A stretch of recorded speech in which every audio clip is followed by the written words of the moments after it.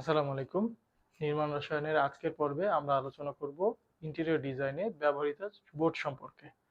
তো আমাদের প্রথম কোশ্চেন হচ্ছে ইন্টেরিয়র ডিজাইনে বোর্ড কেন ব্যবহার করা হয়? তো বোর্ড ব্যবহার করার প্রথম এবং প্রধান কারণ হচ্ছে বোর্ড খুবই ইকোনমিক।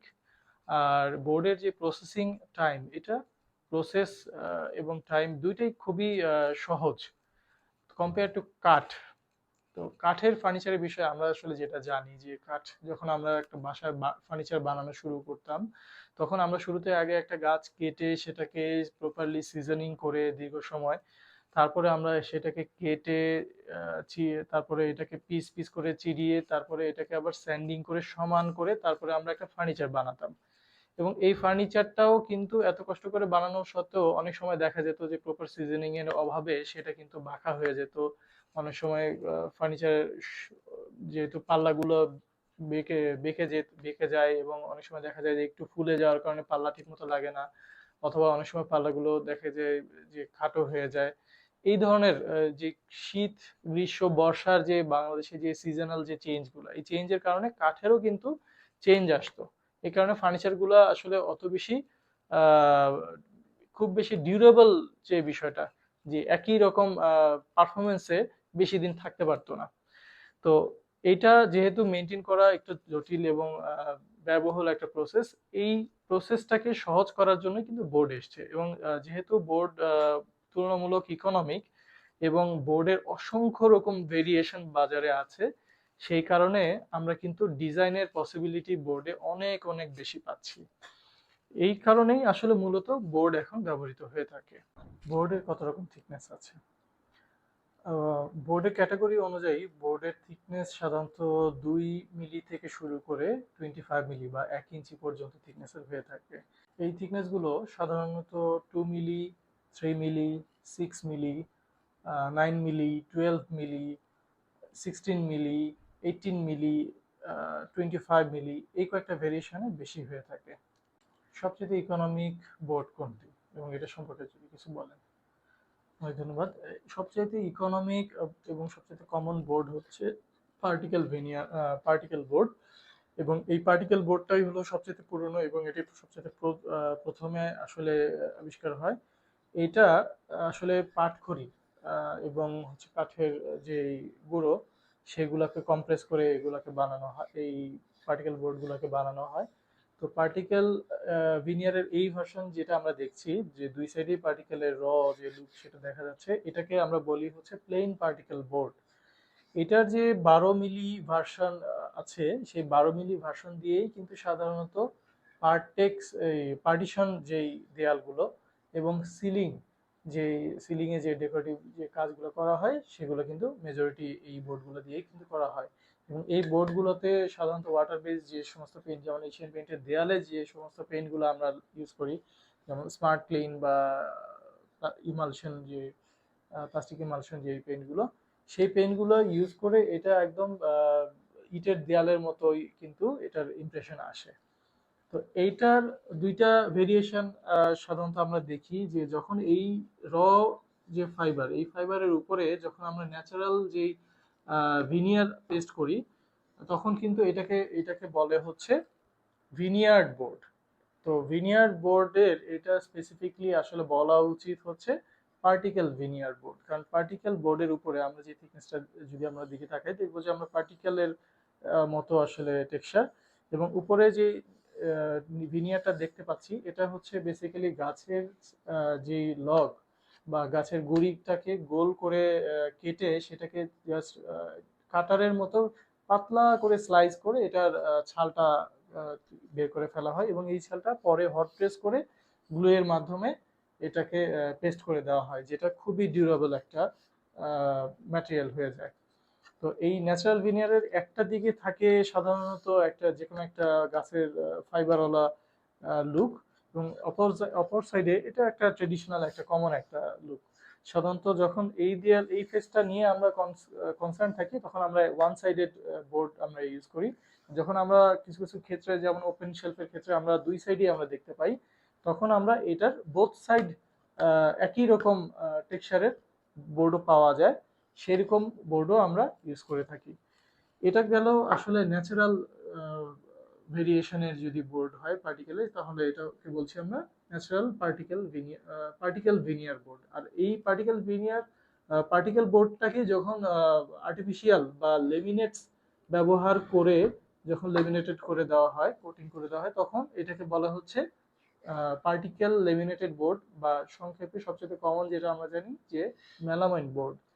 তো এটা হচ্ছে মেলামাইন বোর্ডের একটা উদাহরণ। আমরা যদি কোরের দিকে তাকাই তাহলে আমরা দেখতে পাবো যে এটা কিন্তু ভিতরে কিন্তু পার্টিকেল বোর্ডই, কিন্তু উপরে একটা ন্যাচারাল আর্টিফিশিয়াল যে লেমিনেট বা ফর্মিকা যেটাকে বলে, এই ফর্মিকা পেস্ট করে দেওয়ার কারণে এটা কিন্তু খুব ওয়াটারপ্রুফিং একটা প্রপার্টিস কিন্তু পেয়ে গিয়েছে।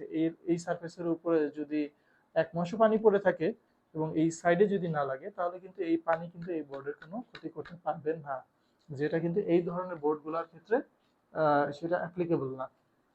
তো এই মেলামাইন বোর্ডের ক্ষেত্রে আসলে অনেক রকম ভেরিয়েশন পাওয়া যায়। যেমন এখানে আমরা যেটা দেখছি যে একটা সাদা টাইপের একটা উডেন টেক্সচার একটা বোর্ড, কিন্তু এইটাই কিন্তু উডেনের মধ্যে অসংখ্য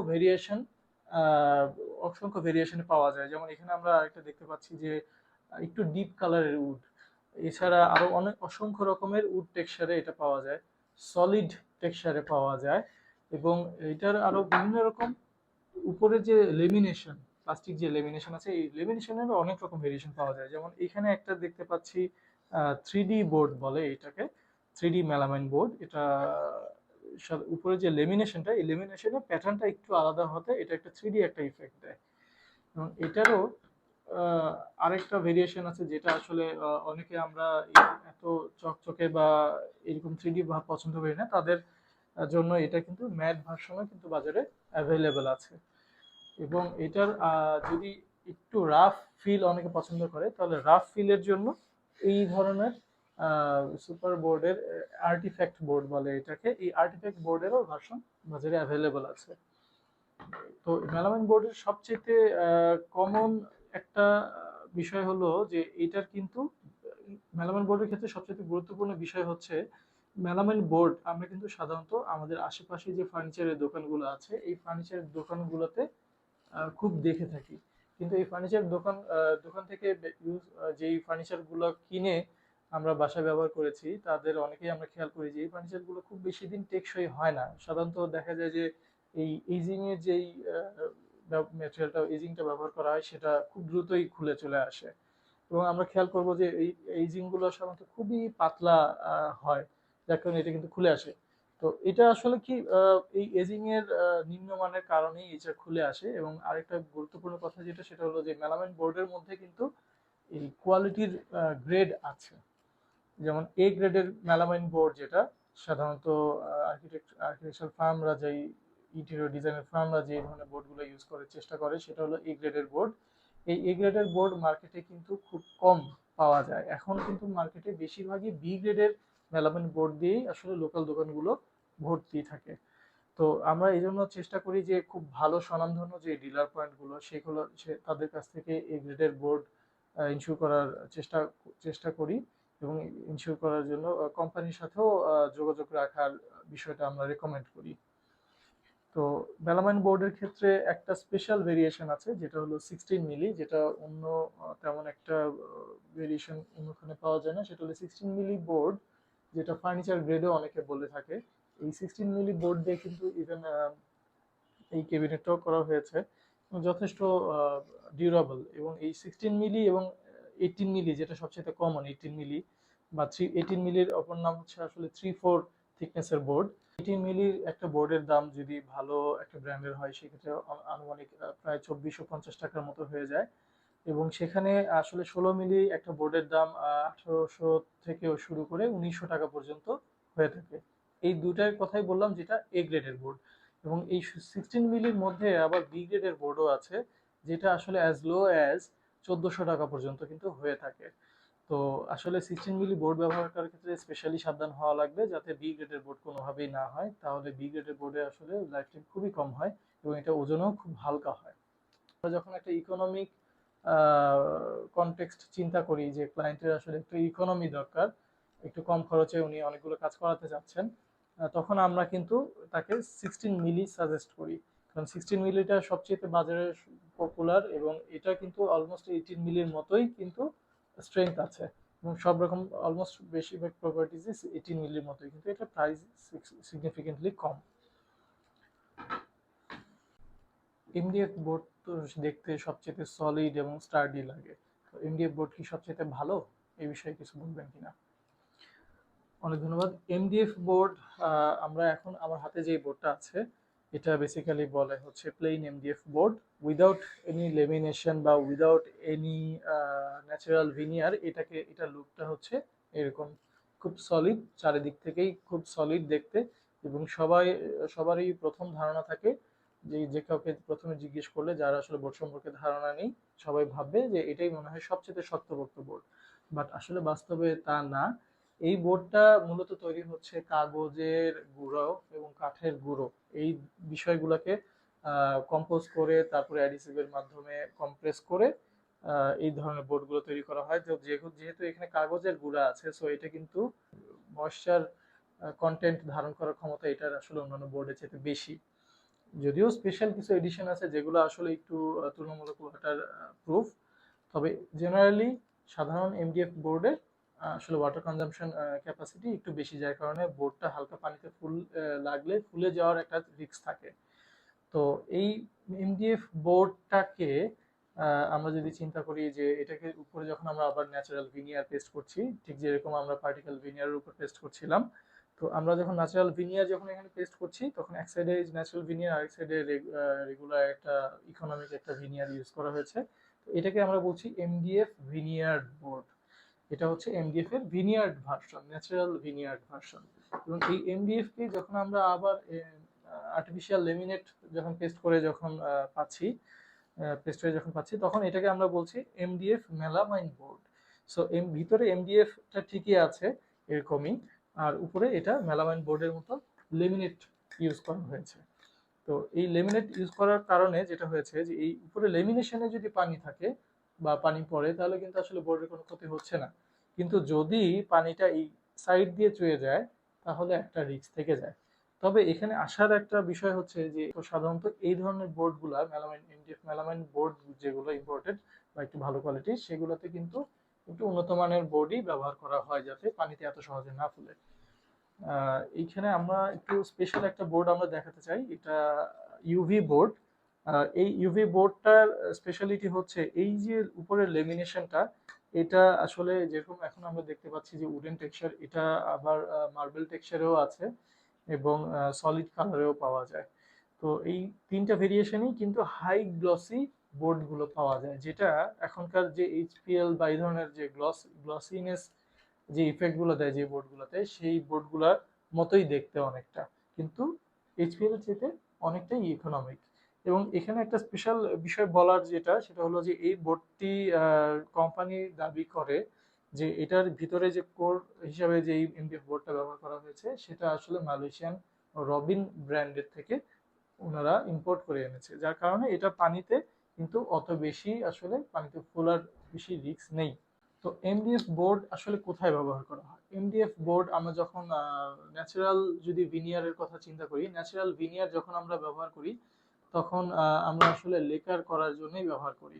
আর এছাড়া সলিড যে এমডিএফ, এই সলিড এমডিএফ আসলে ব্যবহার করা হয় হচ্ছে ডোকু বা এই ধরনের স্পেশাল এফেক্টের ফিল আনার জন্য। যখন আমরা সলিড একটা কালার পেইন্ট করতে চাই কোথাও, তখন আসলে এমডিএফ এর ফিনিশিং, এমডিএফ এর উপরে ডোকো ফিনিশিং সবচেয়ে ভালো আসে। এবং অনেক সময় দেখা যায় যে আমরা কিছু স্পেশাল এনগ্রেভিং ডিজাইন আমরা করতে চেষ্টা করি কিছু কিছু জায়গায়। তো special engraving like this pattern or any other pattern আমরা যখন মেশিনে করার চেষ্টা করি, তখন কিন্তু এমডিএফ এ এই ধরনের প্যাটার্নের ফিনিশিংটা সবচেয়ে ভালো হয়। তো এই কারণে কিন্তু এমডিএফ কিন্তু গুরুত্বপূর্ণ একটা বোর্ড ইন্টেরিয়র ডিজাইনের ক্ষেত্রে। প্লাইউড কি সবচেয়ে দামি, এই বোর্ডটি সম্পর্কে বলবেন? অনেক ধন্যবাদ। যত এখন পর্যন্ত আমরা পার্টিকেল এবং এমডিএফ নিয়ে আলোচনা করলাম, এখন আমরা আলোচনা করব প্লাইউড সম্পর্কে। তো আমরা শুরুতে বলেছিলাম যে আসলে শুরুতে আগে তো আমাদের যাবতীয় ডেকোরেশন এবং ফার্নিচার কাঠ দিয়েই যেহেতু হতো, তো কাঠের যে ডিউরেবিলিটি, এই ডিউরেবিলিটি কিন্তু ক্লায়েন্টের একটা কমন একটা চাহিদা থাকে যে আসলে আমরা ফার্নিচার যাই করব এটা যাতে 30 বছর বা আরো বেশি দিন যাতে টিকে থাকে। তো তো সেই ক্ষেত্রে বিভিন্ন রকম কোম্পানি গবেষণা করে বের করলো যেটা প্লাইউড। এই প্লাইউডের বিষয়টা হচ্ছে একটা গাছের গুঁড়িকে অলমোস্ট 2 মিলি বা 3 মিলি থিকনেসে যদি পাতলা করে কাটা হয় এবং এই স্লাইস গুলাকে স্যান্ডউইচের মতো করে কম্প্রেস করে সেটাকে যদি পেস্ট করা হয়, তখন আসলে আমরা এই প্লাইউডের মতো জিনিসটা পাচ্ছি। তার মানে হচ্ছে এটা কিন্তু আসলে স্যান্ডউইচ করা কাঠেরই লেয়ার, এবং কাঠের মতোই কিন্তু এটার স্ট্রেংথ। এবং অনেকাংশে আমার যেটা ধারণা যে অনেক সময় কাঠের চাইতেও কিছু কিছু ক্ষেত্রে বেশি স্ট্রেংথ এখানে প্লাইউডে পাওয়া যায়, যদি সেটাকে এভাবে কম্প্রেসিভ স্ট্রেংথ চিন্তা করি। আসলে এটার যে বিষয়, প্লাইউডের যে বিষয় সবচেয়ে ভালো সেটা হচ্ছে কাঠে আহ, ঘুণে যে ধরার যে বিষয়টা ছিল, যে রিস্কটা ছিল, প্লাইউডে এই রিস্কটা অনেকাংশেই কমে যায়। ভালো যে নামি দামি ব্র্যান্ডের বোর্ড প্লাইউড গুলো, তারা অনেকেই কিন্তু এখন দাবি করে যে তাদের বোর্ড গুলো অ্যান্টি টার্মাইট কোটিং করা আছে, যার কারণে ঘুণে ধরবে না।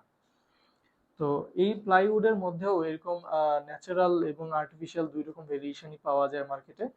এবং এই ন্যাচারাল যে ভেরিয়েশন সেটা হচ্ছে এরকম দেখতে, যে উপরে যে কোনো একটা গাছের যে ভিনিয়ার বা গাছের ছাল সেটাকে পেস্ট করে দেওয়া হয়, এবং ব্যাক সাইডে এটার যে কমন একটা লুক আছে সেটা সাধারণত রাখা হয়। তো প্লাইউডের ক্ষেত্রে এই প্লেন ভার্সন যেটা, সেটার নাম আসলে গর্জন প্লাইউড, কারণ এটার সাধারণত যে লেয়ারগুলো, আউটার লেয়ারগুলো আসলে গর্জন বোর্ড থেকেই তৈরি, এবং এটার জন্য এটা চেহারা কিন্তু গর্জন কাঠের মতো একটা চেহারা এসেছে। তো গর্জন প্লাইউড মানে হচ্ছে আসলে কোন রকম লেমিনেশন ছাড়া বা কোন রকম টপ লেয়ার ছাড়া একটা বোর্ডটা। এই বোর্ড সাধারণত ইউজ করা হয় সলিড কোনো কালারের ক্ষেত্রে, যে আমরা আসলে সলিড কোনো কালার করে দিব, সেই ক্ষেত্রে আসলে জাস্ট স্ট্রেংথটাই মেইন বিষয়। তখন আমরা গর্জন প্লাইউড ইউজ করতে পারি, বা ফ্রেমিং এ যদি আমরা ভিতরে ইউজ করি তখন আমরা গর্জন প্লাইউড কিন্তু ব্যবহার করতে পারি।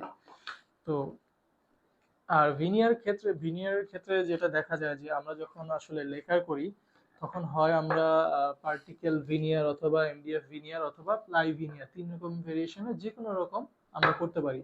তো যখন লেকার বা পলিশ করা হয়, তখন আসলে কাঠের ফার্নিচারের মতোই কিন্তু এটার চেহারা চলে আসে, এবং এটার কাঠের ফার্নিচারের মতোই গ্লেজ আনা সম্ভব। এবং আপনি যদি চান যে কাঠের ফার্নিচার যেরকম varnish, hand base hand base যে ফ্রেঞ্চ পলিশ যেটাকে বলা হয়, সেরকম যদি করতে চান সেটাও করা সম্ভব।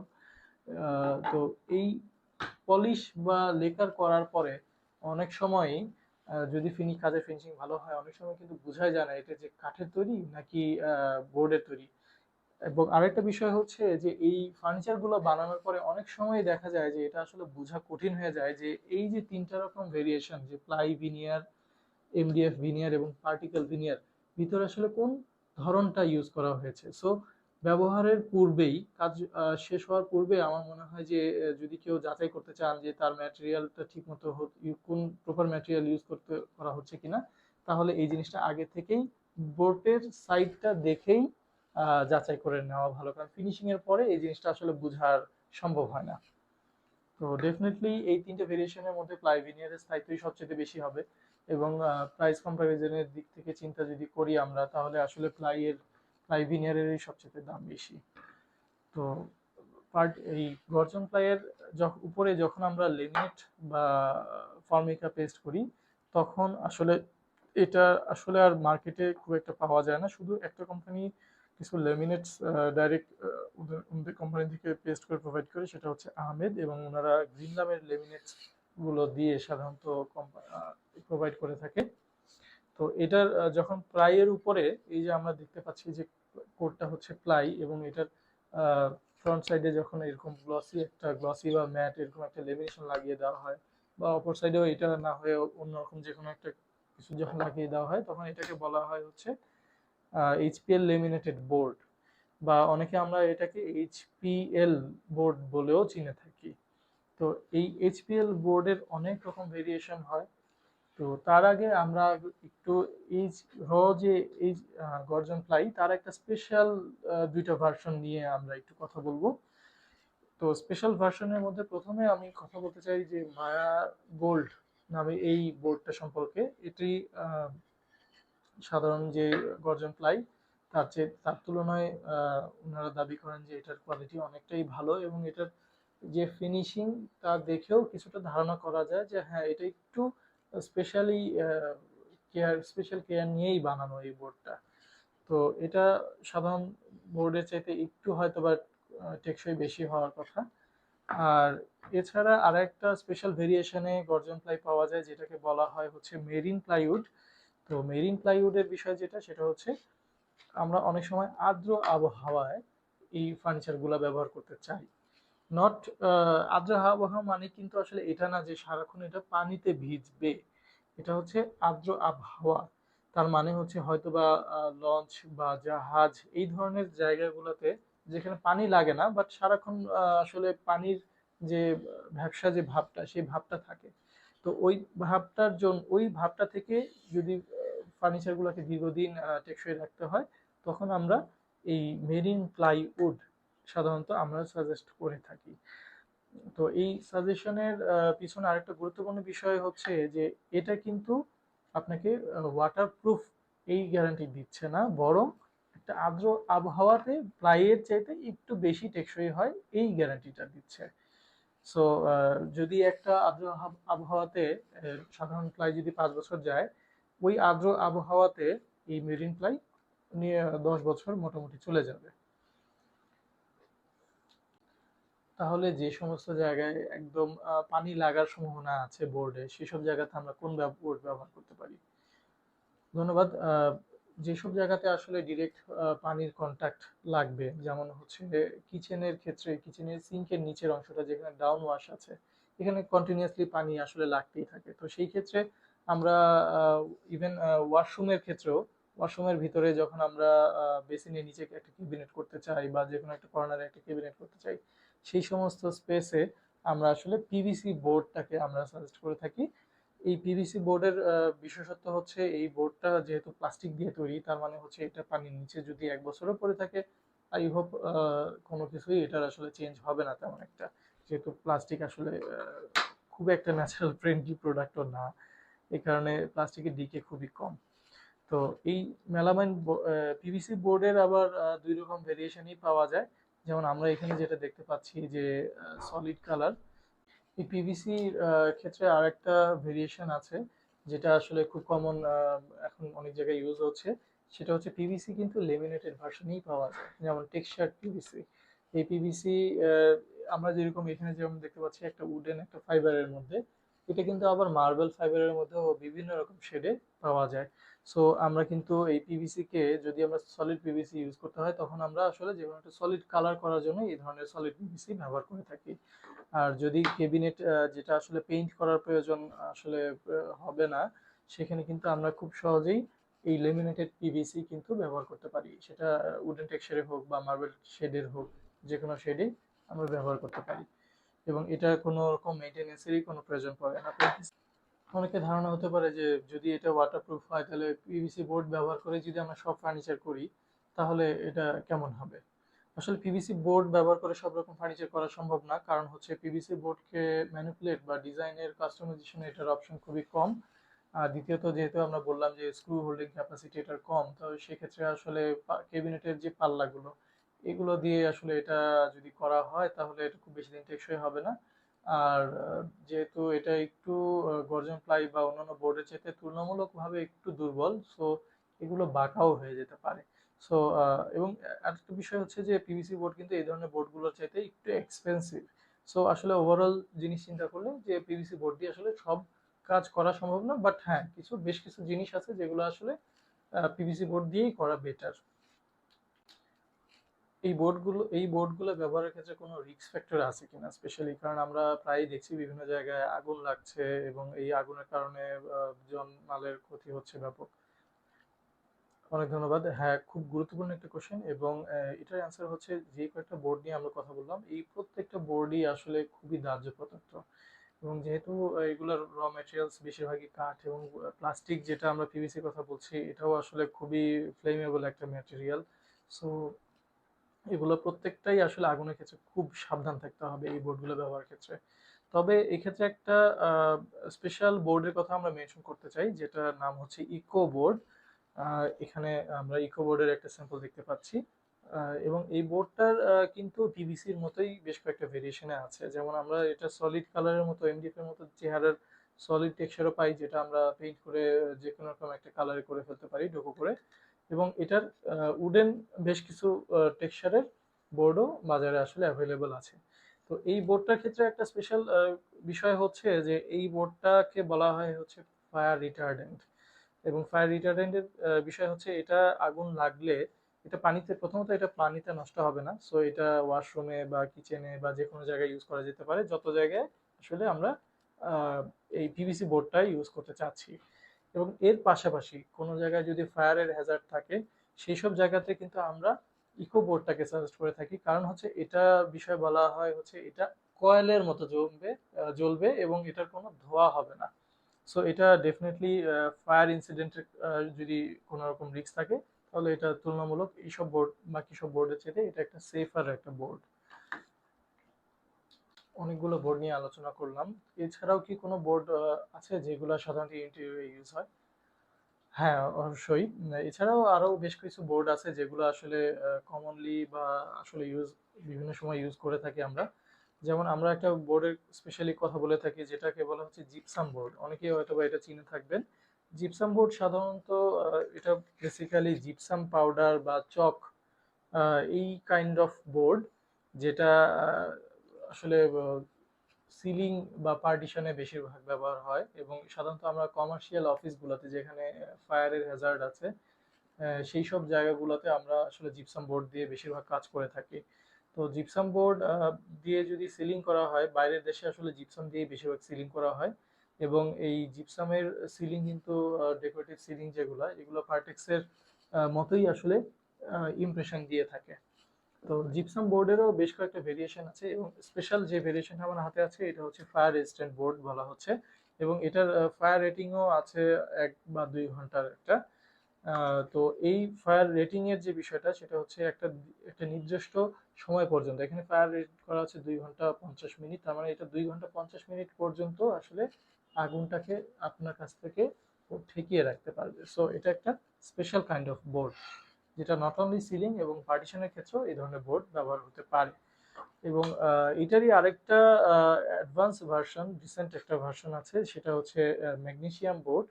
জিপসাম বোর্ডের একটা দুর্বলতা ছিল, যেটা হচ্ছে জিপসাম বোর্ড আগুনে নষ্ট হয় না, কিন্তু পানিতে আবার ঠিকই নষ্ট হয়ে যায়।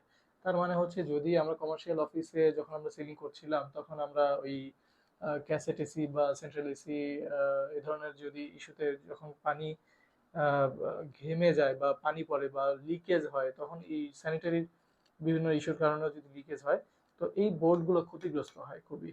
এবং এই বোর্ডগুলো পানি লাগলে একদম স্যাগ করে এবং খুব দ্রুত এটা নষ্ট হয়ে যায়।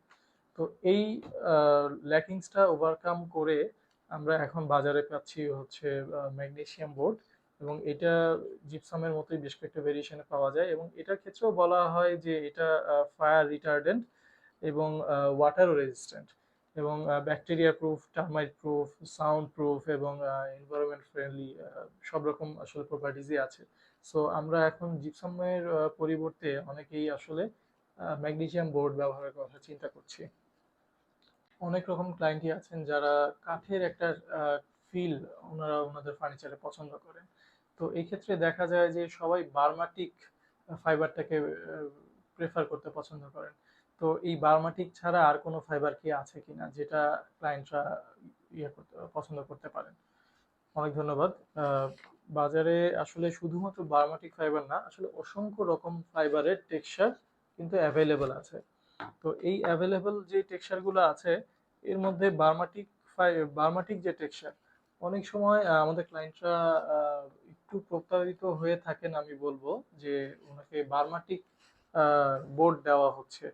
তো যখন আমরা বলি যে বার্মাটিক বোর্ড দেওয়া হচ্ছে, তখন আসলে এটা কি বার্মাটিকের প্লাই ভার্সন, নাকি বার্মাটিকের এমডিএফ ভার্সন, নাকি বার্মাটিকের পার্টিকেল ভার্সন, এটা স্পেসিফিকলি মেনশন করে দেওয়াটা কিন্তু জরুরি। কেননা বার্মাটিকের প্লাই ভার্সনের ডিউরেবিলিটির সাথে কিন্তু পার্টিকেল এবং এমডিএফ এর ভার্সনের ডিউরেবিলিটি এক হবে না, এবং প্রাইজিংও এক হয় না সাধারণত, এটাই স্বাভাবিক। তো এই বার্মাটিক ফাইবার এবং অন্যান্য ফাইবারের মধ্যে আসলে ডিউরেবিলিটির কোনো তফাৎ নেই। কিন্তু চেহারার তফাৎ আছে। যেহেতু আমরা আসলে ডেকোরেশন গুলো করে থাকি আসলে একটু লুকটা এনহ্যান্স করার জন্য, সেক্ষেত্রে আমরা আসলে চেষ্টা করি যে একটু নতুন নতুন ফাইবারের নতুন একটা লুক দেওয়ার। তো বার্মাটিক হচ্ছে সবচেয়ে পুরনো এবং সবচেয়ে কমন একটা লুক। সো আমরা সাজেস্ট করে থাকি যে আমরা ক্লায়েন্টরা যাতে একটু নতুন যে ফাইবার গুলো আসছে সেগুলো যাতে এক্সপ্লোর করে। তো আমার সামনে এখন যেই বোর্ডগুলো আছে এখানে বেশ কিছু ফাইবারের আমরা বোর্ড দেখতে পাচ্ছি, যেমন এটার নাম হচ্ছে প্রিমিয়াম টিক, এটার নাম হচ্ছে আলবিনো ওক, এটার নাম হচ্ছে আহমেদ ইবনি, আহ, এটার নাম হচ্ছে ক্রাউন টিক। তো এই প্রত্যেকটা বোর্ড এটার নাম হচ্ছে পেন্সিল টিপ, যেটা স্ট্রেইট একেবারে ফাইবার, চিকন একদম ফাইবারে। এবং এই যে যতগুলো বোর্ড আমরা দেখতে পাচ্ছি এটা হচ্ছে রেড ওক, এবং যতগুলো ফাইবার আমরা দেখতে পাচ্ছি এগুলো কিন্তু আসলে র লুক। তার মানে হচ্ছে এটা যদি লেকার করা হয় তখন কিন্তু এই ধরনের একটা ফিনিশে চলে আসবে। সেটা এটা হয়তো বা আমরা একটু ডার্ক ফ্লেভারে দেওয়ার চেষ্টা করছি, আপনি চাইলে লাইট ফ্লেভারে আনতে পারবেন, একটু ইয়েলো স্টোনে আনতে পারবেন, একটু রেড স্টোনে আনতে পারবেন, আপনি পছন্দ মতো এটাকে টিউন করে নিতে পারবেন। বাট এটা হচ্ছে একদম র লুক। সো র লুকটা উপরে ডিপেন্ড করে যে এটার আসলে ফাইনাল লুকটা কেমন হবে। এই যেই বার্মাটিকের কথা বলছি, এটা তার কাছাকাছি একটা জিনিস রয়্যাল ক্রাউন, এবং এটা হচ্ছে ক্রাউন টিক, যেটা বাজারে সবচেয়ে পপুলার। এবং এটা হচ্ছে বেসিক্যালি কাঠের যে সব ন্যাচারাল যে ফ্লাওয়ারি যে ইফেক্টটা, সেই ফ্লাওয়ারি ইফেক্টটা কিন্তু এই বোর্ডে আমরা দেখতে পাই, এবং এটাই সবচেয়ে বেশি পপুলার একটা বোর্ড, ক্রাউন টিক।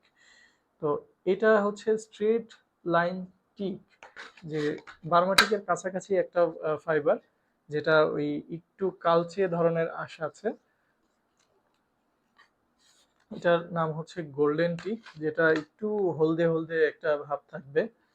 এটা হচ্ছে বার, বা এটা আসলে বলা যায় যে আমাদের দেশে যে অন্যান্য বিদেশি যে কাঠগুলো, কেরোসিন কাঠ বা এই ধরনের সিমিলার একটা ইফেক্ট একটা আসবে। বার্মাটিক, এটা হচ্ছে সবচেয়ে পপুলার, যেটা সবাই ক্লায়েন্টরা চিনে থাকেন যে বার্মাটিক। সবাই অনেকেই পছন্দ করে যান আমার ফার্নিচারটা বার্মাটিকের ফাইবারের হবে। তো বার্মাটিকের ফাইবারটা আমাদের দেখা মতো আসলে খুব বেশি প্লিজেন্ট একটা ইফেক্ট আসে না, কারণ তুলনামূলক আপনারা দেখতে পাচ্ছেন যে যদি আমরা বার্মাটিকের সাথে কম্পেয়ার করে আহ, এগুলো একটু দেখি, এটা কিন্তু তুলনামূলক অনেক হালকা লাইন। এবং এটা বার্মাটিকের সাথে যদি আপনি কম্পেয়ার করেন, বার্মাটিকটা অনেকটাই কালচে ধরনের। সো অনেক সময় দেখা যায় যে বার্মাটিক দিয়ে যদি ফার্নিচার করা হয় তখন অনেক সময় কিন্তু দেখতে খুব একটা আর ভালো করা যায় না।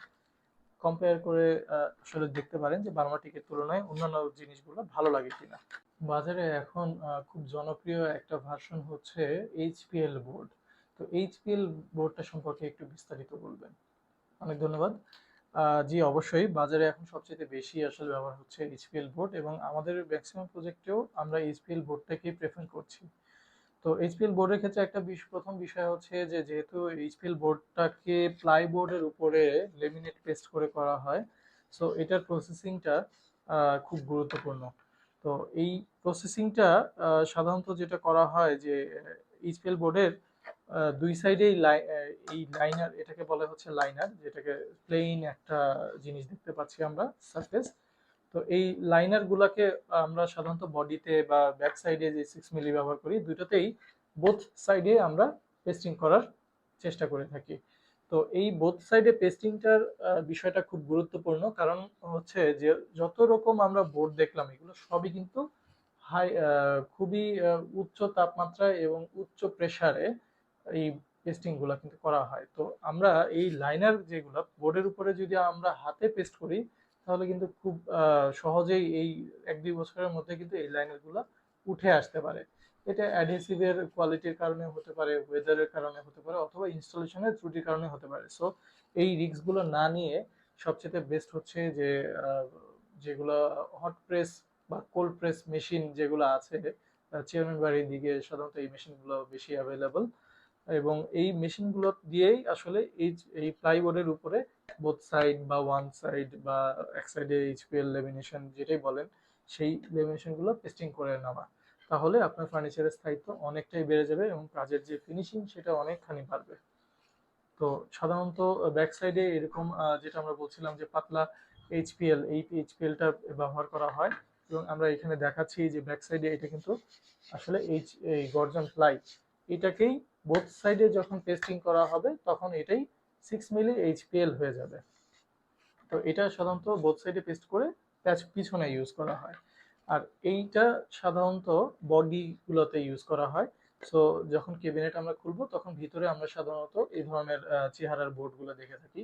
এবং এটা কিন্তু মেইনটেনেন্সও খুব ইজি, যেহেতু এটা লাইনার এবং গ্লসি একটা টেক্সচারও এগুলো পাওয়া যায়, তার মানে হচ্ছে এটা কিন্তু ভিতরে ময়লা হওয়ার রিস্ক একদমই কম।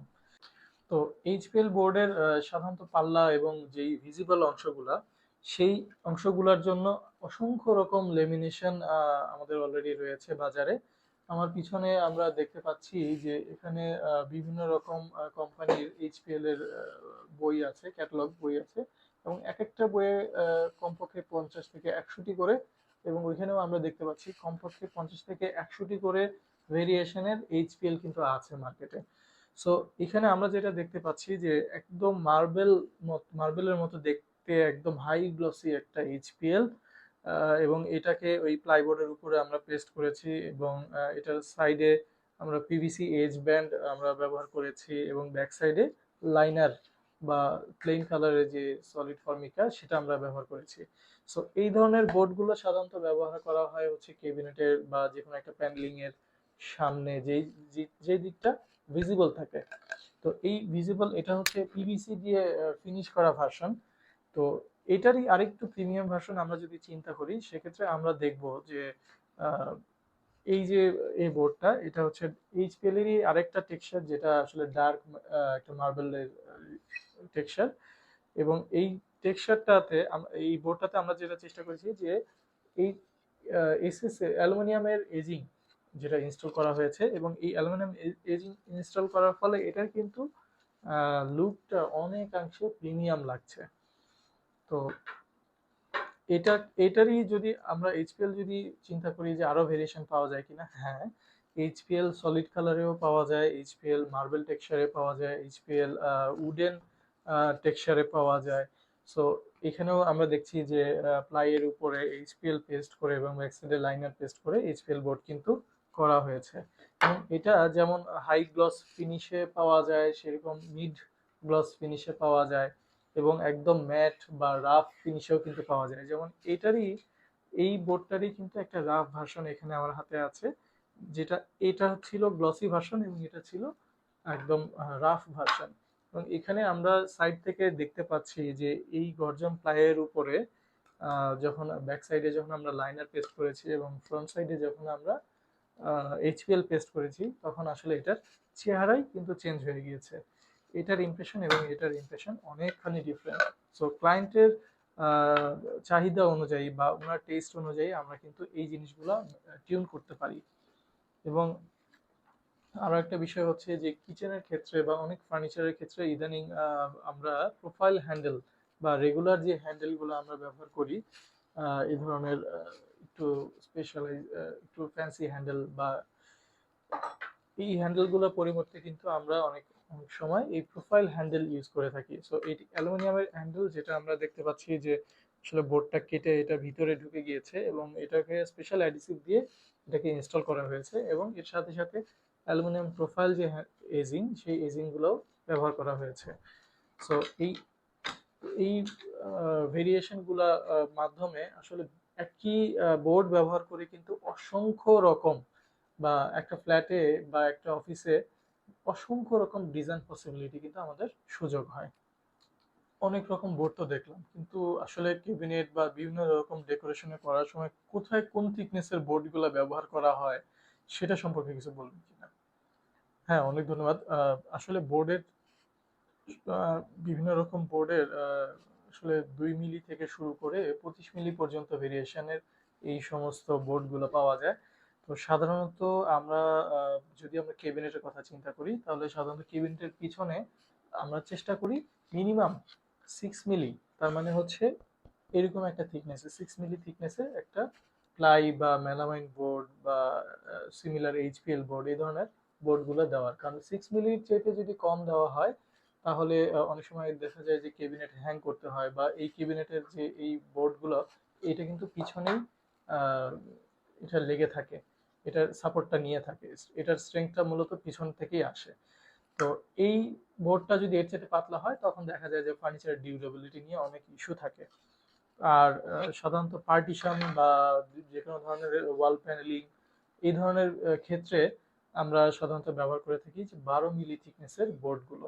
সেটা প্লাই হতে পারে বা পার্টিকেল হতে পারে, যে কোনো রকমের 12 মিলি থিকনেসের আমরা বোর্ড ব্যবহার করে থাকি। আর এছাড়া ফার্নিচারের বডি এবং শাটার এই ধরনের ক্ষেত্রে যেখানে আসলে একটু লম্বা ডিউরেবিলিটির বিষয় আছে, সেগুলো আমরা সাধারণত 18 মিলি থিকনেস বা 3/4 থিকনেস যেটাকে বলে, এই থিকনেসের বোর্ডগুলো কিন্তু সাধারণত ব্যবহার করে থাকি। আমরা তো অসংখ্য রকম বোর্ড দেখলাম, কিন্তু কোনটার আসলে প্রাইস কেমন হবে, কোনটা মানুষ সিলেক্ট করবে, এটা আসলে একটা সহজ ধারণা দেওয়া যায় কিনা? হ্যাঁ, অনেক ধন্যবাদ। এটাই সবচেয়ে গুরুত্বপূর্ণ কোশ্চেন যে আমরা আসলে ক্লায়েন্টকে কোনটা সাজেস্ট করব। আসলে প্রত্যেকটা বোর্ডই ভালো। আর বোর্ডের বা ফার্নিচারের বিষয়টা হচ্ছে যার যার ব্যবহারের উপরে। এমনও অনেক বাসা আমরা দেখেছি যেখানে এমডিএফ এর ফার্নিচার অলরেডি 10 বছর পার হয়ে গিয়েছে এবং এটা বোঝার উপায় নেই যে এটা আসলে 10 বছর আগে করা। আবার অনেক বাসায় দেখেছি যে আসলে 2 বছরেই ফার্নিচারের আসলে অবস্থা ভালো নেই। তো সেক্ষেত্রে আসলে বলা যায় যে আসলে কোন ধরনের প্রপার্টিজ আমার ফার্নিচারে ব্যবহার হয়েছে বা ডেকোরেশনে ব্যবহার হয়েছে এবং সেটা যত্নটা কিভাবে করতে হবে, তাহলে কিন্তু আমরা সহজেই একটা ফার্নিচারের স্থায়িত্ব পেতে পারি। তো যদি কস্টিং এর ক্ষেত্রে চিন্তা করি যে এই কোনটা আসলে আমার বাজেটের মধ্যে থাকবে, তাহলে আমরা সবচেয়ে সহজ যে সলিউশনটা আমরা দিয়ে থাকি যে মেলামাইন বোর্ডের প্রাইস আসলে সবচেয়ে কম, যেটা আমরা শুরুতে বলেছিলাম যে একটা মেলামাইন বোর্ড 1800 থেকে শুরু করে 2400 টাকার মধ্যেই পাওয়া যায়। সো এই মেলামাইন বোর্ড দিয়ে যখন আমরা যে ইয়েগুলো করতে যাচ্ছি, ফার্নিচার গুলো করতে যাচ্ছি, আপনারা খেয়াল করে দেখবেন যে আসলে খুব যে আহামরি ডিফারেন্স আছে বিষয়টা কিন্তু তা না। অনেকেই হয়তোবা বুঝবেনই না যে এটা এইচপিএল আর এটা মেলামাইন।